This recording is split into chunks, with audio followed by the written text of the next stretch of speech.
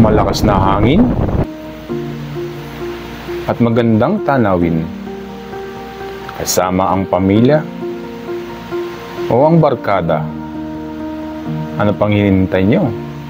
Tara na! Adventure na tayo!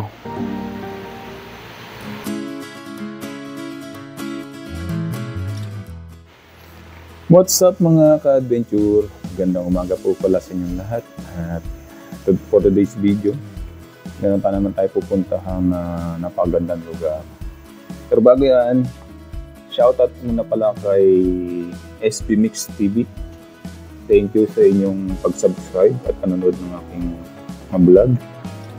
At ganyan din sa aking pinsan na si JP or Joseph Palasa.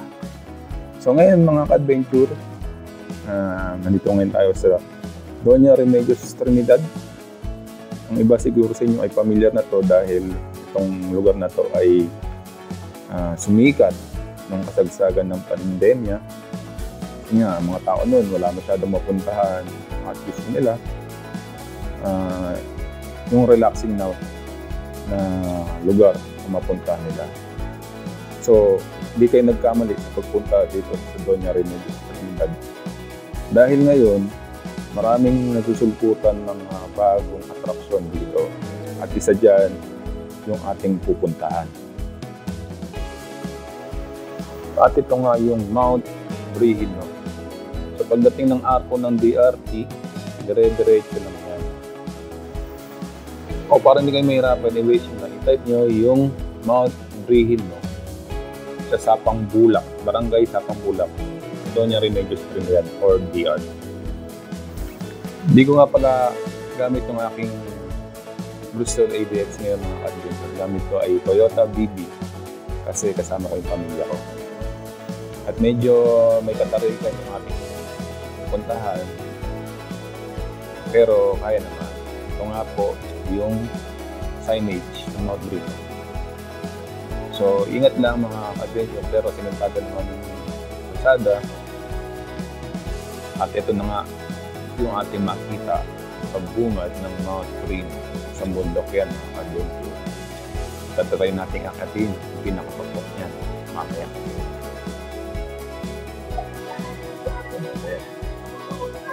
So marami tao ngayon dahil Sabado.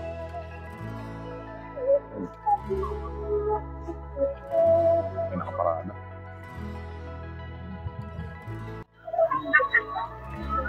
Hello te. Mag-walk-in lang kami. Bale, dalawang adults, isang 10-year-old, isang 2 years old. Pwede ba? Pwede wala? Eh, paano pala pag nag-walk-in lang? Wala namang requirements, no? Dito lang. Bale, magkano yung 100. 100 each. Yung 2 years old, may bayad pa? Wala na.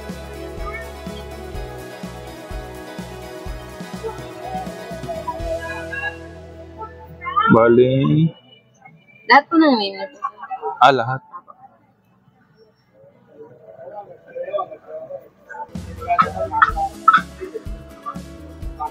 Yung sa 2 years old, pag na po. Pag na. Hanggang anong oras yung day tour niyo? 5 p.m. po.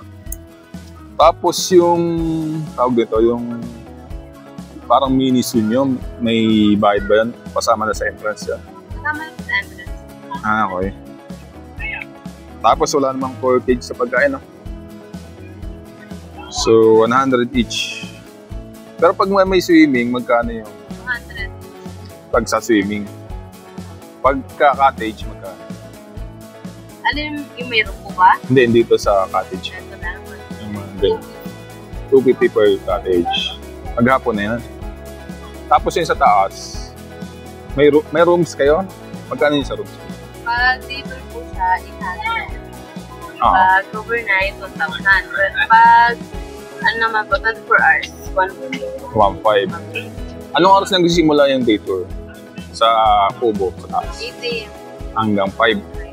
Pag night? 7 to 8. Okay. Sige. Thank you. So yun, mga adventure, pagbayad na tayo. Bale, 100 each. Bale, hindi naman kami magsiswimming. Hindi na ako kumuha ng kubo kasi hindi naman kami tatagal siguro dito. Kain lang kami, tapos pahinga. Tapos, ikot-ikot lang. Yan guys, ito yung mga view ang kita natin dito. So mamaya akit tayo sa mataas doon. So akit na kami. Medyo mataas to. Yan, nakadito. Taas to. Medyo nakaingal. Ano niya, view. Nasa gitna pa lang kami. Yan. Tignan natin kung kaya magpalipad ng drone mamaya. Hindi malakas ang hangin. So ito yung mga kubo-kubo nila. Ito pwede ka magpa-picture. Ayan.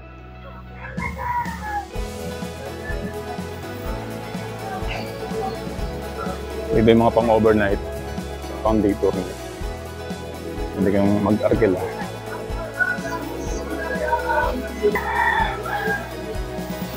Ayan.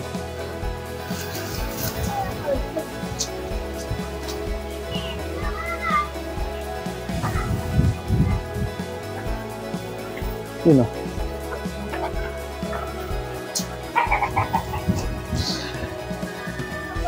Taas o. So ito yung sinabi sa amin na pwede magpahinga. Na kailangan magbayad. Ayan, dito. Taas din, no? Adventure dito na kami sa may taas ng Mount Brehino. Sa may kanilang parang mini cottage. Malaki. Ito, libre lang to. Yung mga nagde-date tour. Itong malaki nilang cottage. Tok-tok ng bundok. Yun yung view. Lakas ng hangin. Hindi na kailangan mag-electric pan dito. Ayan. Yun ang view na matatanaw nyo dito. Ayan. So ang binayaran namin, bali 100 pesos each. Day tour lang walang swimming yan. So hindi na kami kumuha ng cottage din. Kasi yun nga, baka hindi naman kami magtagal. 800 din kasi yung cottage sa day tour. Yan. Kung gusto nyo dito guys, punta lang kayo dito. Mount Brehino sa Pambulak. Doña Remedios Trinidad, Bulacan.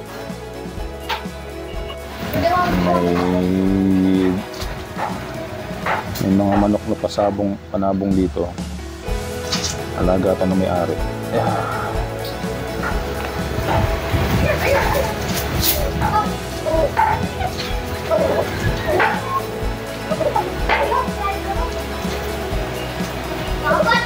So, ayan. Ito yung aming table. Laki-laki. Libre lang. Kasama na sa binayaran namin. 100 pesos. So pagkatapos namin mag-lunch, umakyat na agad kami dito. At ito ang aming mga nakita.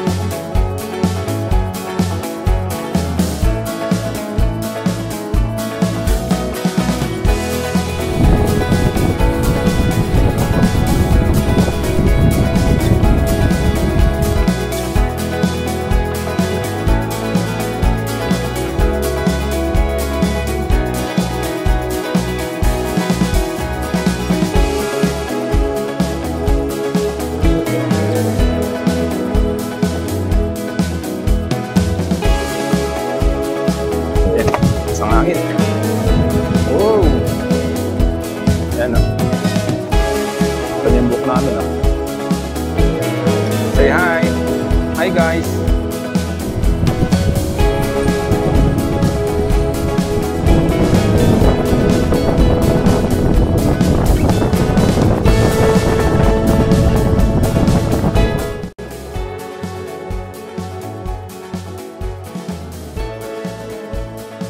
Yan, dito ako ngayon sa tuktok ng Mount Bruino. 360 view tayo. Ayan.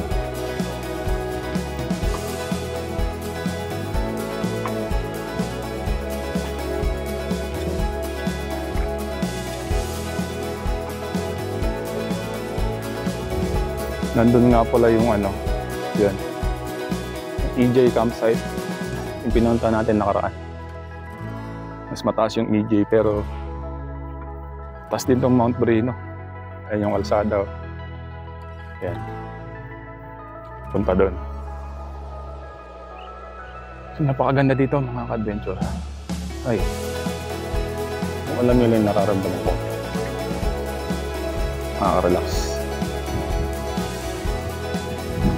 Ayan yung Sierra Madre.